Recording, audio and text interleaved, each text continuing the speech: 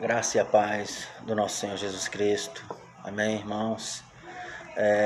Mais uma vez a gente está tendo uma certa dificuldade, eu estou tendo uma certa dificuldade com a questão de horários e para a gente poder fazer a nossa live, né? Mas eu acredito que na próxima vai estar mais organizado, eu vou me organizar mais. Ontem era para transmitir, acabei não conseguindo, então peço perdão aos irmãos aí do nosso núcleo de oração, do CNPq.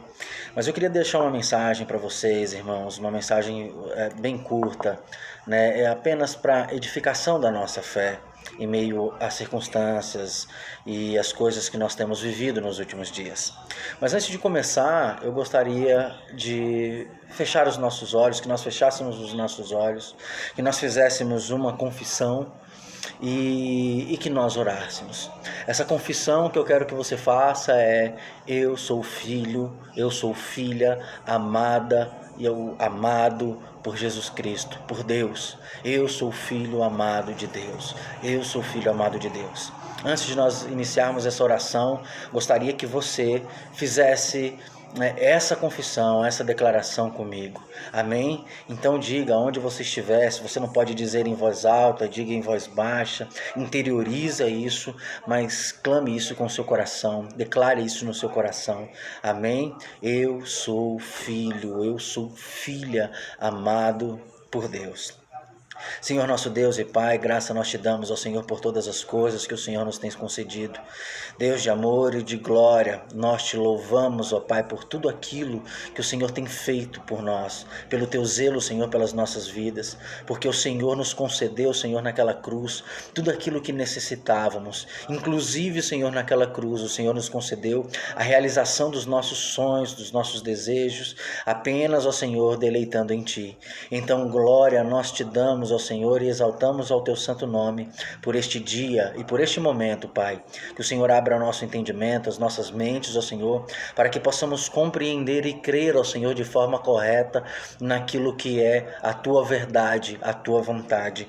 Em nome de Jesus. Amém. Amados irmãos, eu gostaria que vocês abrissem as Bíblias de vocês no livro de Salmos, no capítulo 141. No versículo 8, e lá vai estar dizendo da seguinte maneira: mas os meus olhos te contemplam, ó Senhor, meu Senhor. Em ti tenho buscado o meu refúgio, não me deixes sem defesa. É muito importante nós darmos entendimento e ênfase neste salmo, porque ele diz: os meus olhos te contemplam, ó Senhor, os meus olhos te veem. Eu lembro da história de Jó, após passar todas as provações, ele dizia, antes de passar as provações, ele dizia que ele conhecia Deus de ouvir falar, porém agora os meus olhos te contemplam, os meus olhos te veem. E o salmista, quando ele escreve isso, ele também passou por uma grande dificuldade, ele passou por um tempo de tribulação muito grande, mas o livramento da vida dele e da alma dele faz com que ele olhe para o Senhor de uma outra maneira, e ele diz: os meus olhos te contemplam, Senhor. Às vezes, nos momentos de dificuldade, nos momentos de crise, nos momentos de problema, de depressão, de situações ruins como a que a gente vive hoje, nós devemos contemplar o Senhor e não olhar para as circunstâncias. Mas quando nós falamos em olhar para o Senhor, nós devemos entender que nós não olhamos para Deus com os nossos olhos naturais, porque os nossos olhos naturais, eles sempre vão focar nas circunstâncias, nas contingências, naquilo que a gente pode ver, naquilo que a gente pode palpar, nos nossos sentimentos, na nossa natureza. E nós, quando o salmista ele declara que os olhos deles contemplam, ele não estava falando de uma situação para ele que estava tranquila, mas ele tinha encontrado paz. Ele tinha encontrado descanso em Deus. E os olhos que ele utilizou para que isso acontecesse não foram os olhos naturais, mas sim olhos espirituais, os olhos da fé. E nós precisamos aprender com a Bíblia a fazer isso. Porque nós hoje, nós não somos mais servos de Deus, nós não estamos mais debaixo da lei, nós não precisamos fazer algo para que o Senhor se agrade de nós. A Bíblia diz que sem fé é impossível agradar a Deus, então a única coisa que nós precisamos fazer de verdade é crer no Senhor, é confiar nele, é ter fé naquilo que foi realizado. Jesus disse: está consumado, está consumado. Então nós precisamos ter fé nisso. Quando nós temos fé nisso, tudo que nós necessitamos está consumado. Tudo que nós precisamos está consumado. Tudo aquilo que nós sonhamos está consumado. Como diz o livro de Efésios, todas as coisas nos foram dadas nas regiões celestiais em Cristo Jesus. Foi nos concedido em Cristo. E nós precisamos ter fé. Então nós precisamos olhar para a situação de hoje, para a minha vida, para a sua vida, com os olhos da fé.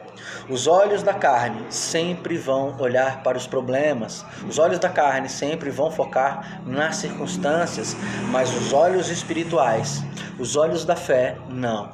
Os olhos da fé, eles vão focar em Jesus Cristo, naquilo que foi realizado na cruz, naquilo que foi feito pelo nosso Senhor, nosso irmão mais velho. Os olhos da fé estão voltados a Cristo. Veja, no livro de Tito, no capítulo 1, no versículo 15, vai dizer o seguinte: tudo é puro para os que são puros, mas para os corrompidos e incrédulos, ou seja, aqueles que não creem, nada é puro.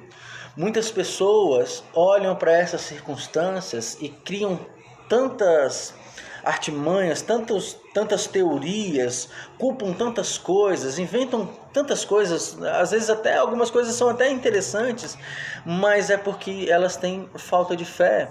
Algumas pessoas têm acreditado que o mundo está sofrendo um castigo de Deus, uma ira de Deus, e a Bíblia nos diz, por exemplo, que a ira de Deus, ela foi impedida de chegar até nós por intermédio de Cristo, o castigo que nos traz a paz, porque nós tínhamos a ira com Deus, nós estávamos amigos do mundo, e aqueles que são amigos do mundo se tornam inimigos de Deus. Nós éramos inimigos de Deus, e todos pecaram e foram destituídos da glória de Deus, Romanos 3:23. Então esse problema já tinha sido resolvido em Cristo. Mas ainda hoje as pessoas olham para essa situação e falam: o Senhor está me punindo, o Senhor está fazendo isso, o Senhor está punindo a terra. Não, irmãos, a punição está posta sim. Como diz o profeta, o machado está posto, né? O machado está posto. Jesus, quando começou a pregar, ele falou assim: olha, é chegado o reino de Deus, convertei-vos dos vossos pecados, porque é chegado o reino de Deus. O reino de Deus chegou por intermédio dele, né? E o machado foi posto, né? O castigo está preparado, mas apenas para os que não creem. Uma pessoa, quando ela não tem fé, quando ela não crê, tudo para ela parece impuro, nada parece coisa de Deus. Se esquece, por exemplo, que até mesmo das obras de Satanás, Deus pode realizar grandes coisas, grandes obras, Deus pode fazer de maravilhas. Quantas pessoas, talvez você tenha um testemunho de maravilha. Eu, uma pessoa que era do mundo, dependente químico, envolvido com muita coisa errada, e hoje sou salvo, sou filho de Deus. Isso é maravilhoso, isso é uma dádiva. Deus pega de situações ruins, de coisas ruins, e transforma em coisas boas. Deus pega o lixo e transforma em pedras preciosas, né? É assim que Deus opera. E nós precisamos aprender a purificar os nossos olhos. Nós precisamos aprender, tem uma outra passagem que diz: a candeia do corpo são os olhos, e de sorte que se os teus olhos forem bons, todo o teu corpo terá luz. O problema é que tem muito crente, muito cristão, que tem olhado para as circunstâncias por intermédio de olhos naturais, olhos carnais, e não olhos espirituais. É claro que para termos olhos espirituais é necessário que a gente nasça de novo, é preciso nascer de novo. Para viver uma vida espiritual nós precisamos nascer de novo. Só vive uma vida natural quem ainda não nasceu de novo, né? E a Bíblia também é clara e enfática quando ela diz que para nascermos de novo é necessário que a gente creia em Cristo, né? É pela fé e não é também por intermédio de circunstâncias. Não se volta para o ventre da sua mãe, e sim é um nascimento espiritual.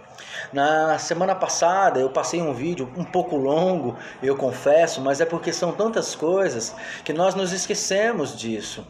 Nós nos esquecemos do propósito de Deus maior, né? De gerar frutos, bons frutos, filhos espirituais, que vivem de acordo com aquilo que é espiritual. E foi o que Cristo disse quando ele vai dizer o seguinte: aquele que tem os meus mandamentos e os guarda, este é o que me ama e será amado por meu Pai, e eu virei e me manifestarei a ele. Algumas pessoas acham que é a lei, a obra, mas na verdade o que Jesus está falando é sobre aquilo que ele estava proporcionando, sobre a graça, sobre o novo mandamento. Jesus falou assim: eu tenho um novo mandamento, né? E ele dá o seu novo mandamento. Qual é o seu novo mandamento? É o amor que ele tinha por nós, e por esse amor ele concedeu, derramou sua graça sobre nós, a sua misericórdia, o seu perdão, e nos salvou dos nossos pecados. Então nós precisamos voltar a isso, a crer nisso. Olha, não tem nada do que eu possa fazer que faça com que Deus me ame mais ou me ame menos, né? A única coisa que eu posso fazer para ter certeza de que, como disse em Romanos 8, nada há que possa me separar desse amor, nem a morte, nem a vida, nem o presente, nem o futuro. Para isso eu preciso estar em Cristo. Então eu preciso crer, eu preciso confessá-lo. E a maioria de nós, irmãos, nós já fizemos isso. Nós já fizemos isso. Lá no livro de Hebreus 12, no capítulo 2 e 3, vai dizer o seguinte: fitando os nossos olhos em Jesus, não nas circunstâncias, fitando os nossos olhos, o nosso foco. Paulo disse também em outra passagem: o meu alvo é Cristo, o meu foco é Cristo, o meu objetivo é Cristo. Então eu tenho que colocar os meus olhos fitados em Jesus Cristo, o autor e consumador da nossa fé. Veja, quando a Bíblia diz que ele é o autor e consumador, também não significa que eu fazendo algo, eu fazendo obras, eu vou ter mais fé ou menos fé. Isso vem de um relacionamento meu com o Senhor, um relacionamento de confiança, de entrega nele, e que passa por processos difíceis, né? Algumas pessoas têm um período mais curto para alcançarem isso, outros períodos mais longos, mas o que importa é Cristo, e Cristo vai consumar isso. Cristo consumou isso na cruz e deu para todos aqueles que nele crê. Então, como diz a Bíblia, pedir sabedoria a Deus e é a quem ele dá deliberadamente, então ele vai derramando, claro que sempre com uma observação de zelo e de cuidado para que você não se perca, para que você não se prejudique, porque Deus é muito amoroso, ele te ama demais, ele quer o seu bem. Então nós precisamos entender e voltar os nossos olhos para aquilo que foi consumado na cruz, inclusive a nossa fé, o qual, pelo gozo que lhe estava proposto, suportou a cruz, desprezando a ignomínia e estando aceitado à direita do trono de Deus.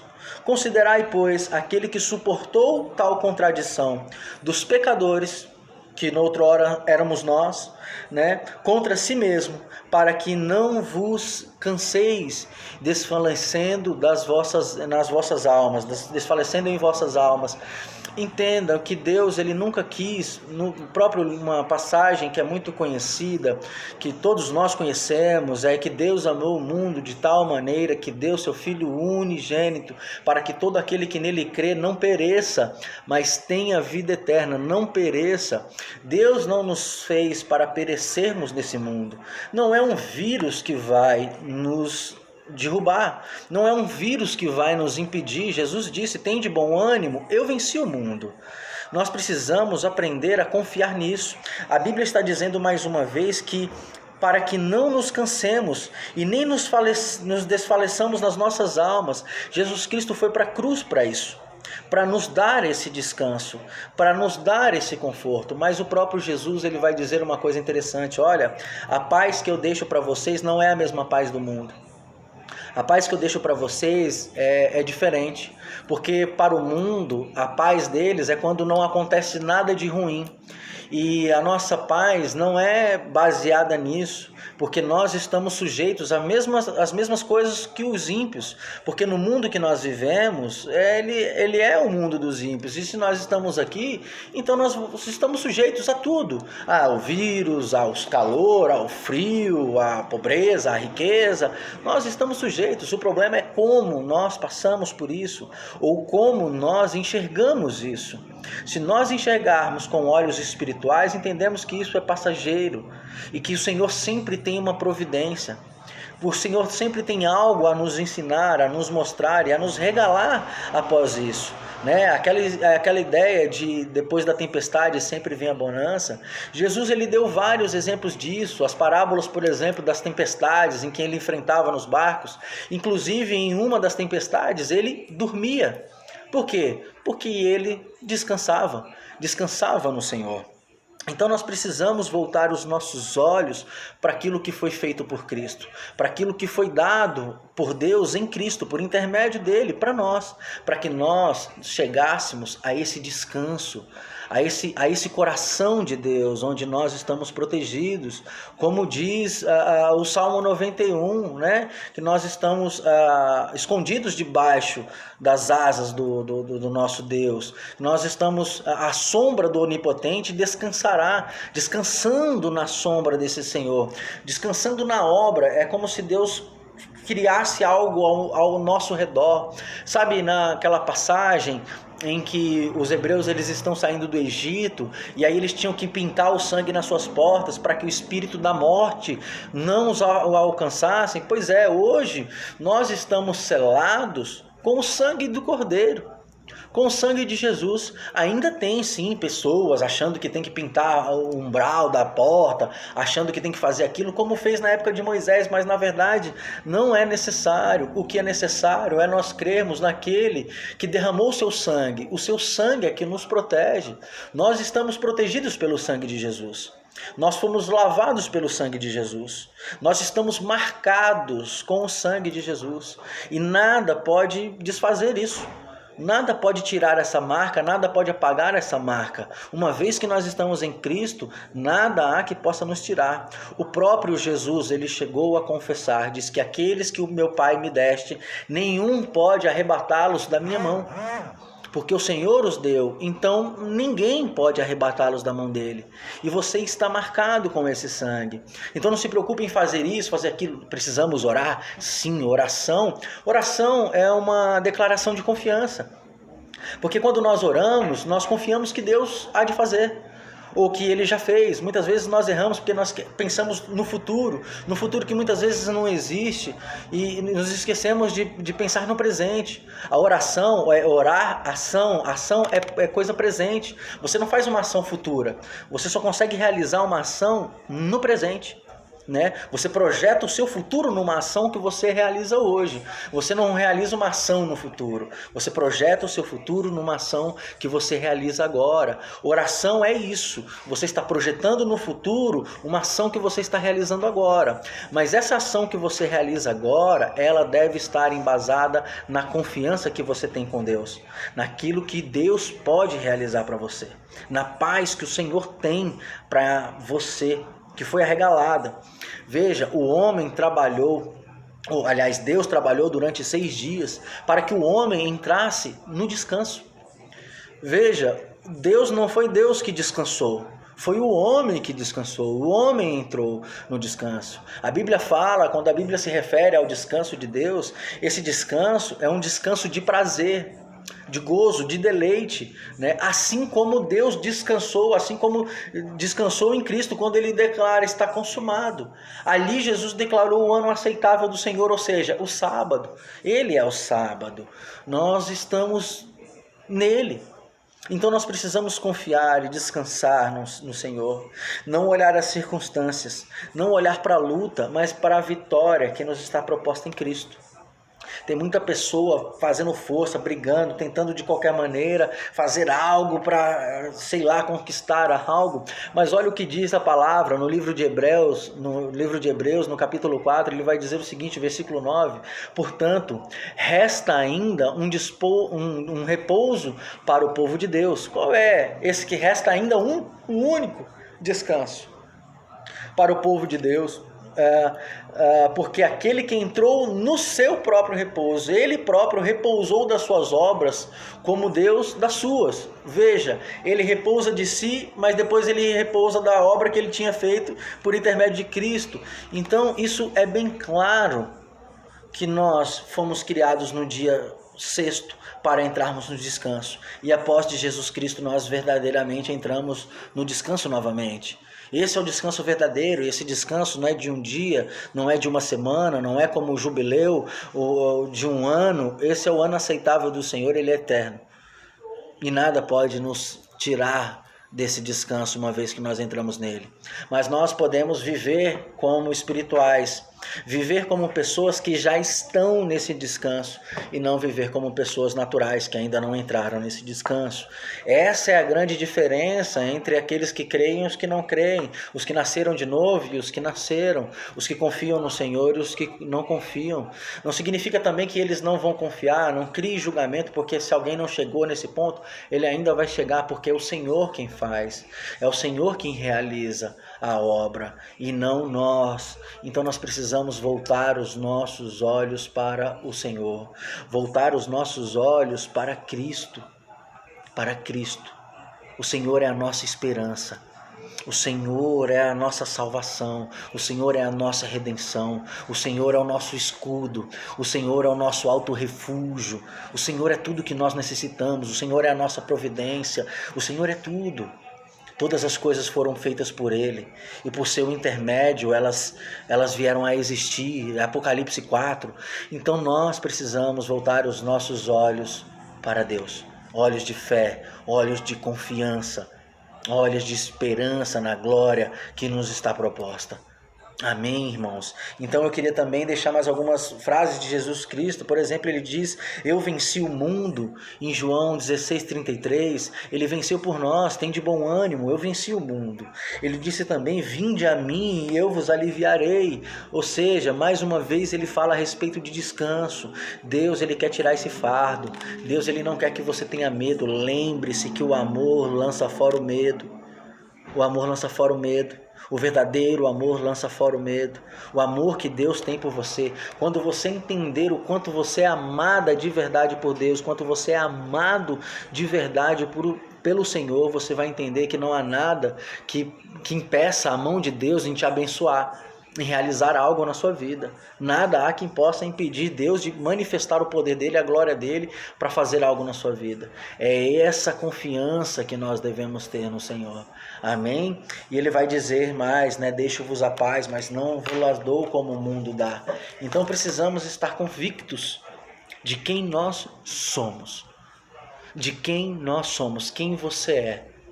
Não segundo os olhos do mundo, mas segundo os olhos de Deus. E segundo os olhos de Deus, você é filho, você é amado, você é amada no Senhor. Então não se preocupe com a situação, problemas financeiros agora, crise, vírus, não se preocupe, porque o Senhor é a sua fortaleza, o Senhor é a sua providência. Ele não deixa o justo mendigar pão. Não faltará nada na sua mesa, não faltará azeite na sua botija, não faltará. O Senhor te sustentará. Eu ouvi esses dias uma coisa muito interessante, irmãos, sobre aquele pessoal que estava no deserto. As crianças, elas iam crescendo e o sapato delas crescia no pé delas. Olha que maravilhoso, como Deus é maravilhoso, Deus de providência. Elas não tinham com que se preocupar. Por quê? Porque o Senhor era a providência delas. Assim como é hoje nas nossas vidas. O Senhor é a nossa providência. Ainda mais porque fomos aceitos como filhos em Cristo Jesus. Ainda mais depois daquilo que foi manifestado por intermédio de Cristo, realizado naquela cruz. Então é maravilhoso. Temos que confiar no Senhor. Não olhe para as circunstâncias. Eu coloquei até um louvor ontem no grupo. Não olhe para as circunstâncias. Não, não, não. Olhe o seu amor. Olhe para o amor do Senhor, porque o amor do Senhor, ele lança fora o medo. E que você tenha uma semana de paz, que você tenha dias de paz, que você tenha dias de descanso. Descanso em Cristo, descanso em Jesus. Amém, irmãos? Que Deus abençoe vocês. Muita paz, muita luz. Em breve nós vamos conseguir fazer essa live de uma forma mais organizada. Valeu, abraço, Deus abençoe.